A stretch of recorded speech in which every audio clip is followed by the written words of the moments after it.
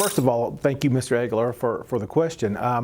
We are understaffed. I think most law enforcement agencies across the state and across the United States are understaffed. So it's it's not a unique situation that we find ourselves in, unfortunately. We are understaffed, and we try to spread the staff shortages across the police department. So yes, patrol is understaffed, CID is understaffed. Every area of the department is a little bit understaffed, so that not one particular area shoulders the entire burden of that staff shortage. So why do I think that has happened? It's a phenomenon that it seems like every law enforcement agency across the United States, or the vast majority of law enforcement agencies across the United States are feeling right now. I think there's a variety of reasons. Unfortunately, when a lot of us were growing up, being a police officer was an attractive career to us. It was something that we wanted to do, and I'm not sure that is still the case for whatever reason. But here specifically in the Permian Basin, what we find is, with the oil economy and the boom and bust there, is that when the boom hits, it's very attractive for everyone to go to the oil field and make more money. It's simple.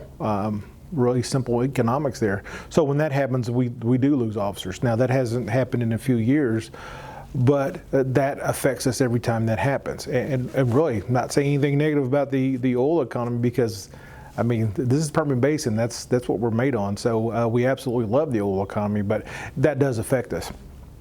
What are we doing to combat that? We constantly recruit. We constantly reach out to people.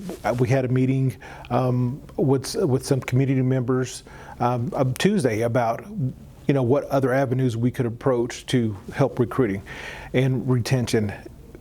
As far as retention goes, the city of Odessa pays a decent salary for police officers. Starting police officers make around $60,000 a year, and that's very comparable to what they make in this area, to other agencies in this area and around the state. So it's not a bad salary. We did a study, I believe a couple of years ago, that showed first-year officers here with their salary plus overtime and a little off-duty make high 70s.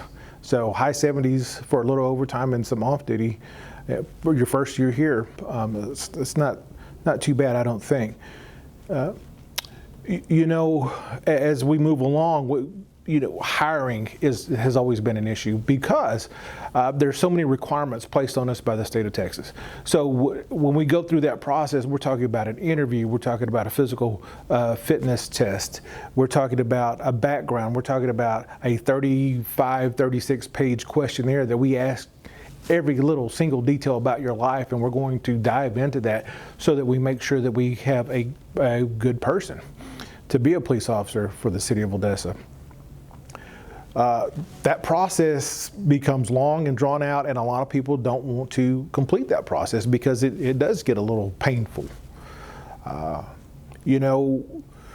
Through the process, we lose most of our applicants at the interview and at background and polygraph. So a lot of things come out in the background that people that disqualify folks, our applicants, and then at the polygraph, we do the polygraph after the background, and all that the polygraph is for to ensure that our applicants were truthful in their background. So we absolutely do that.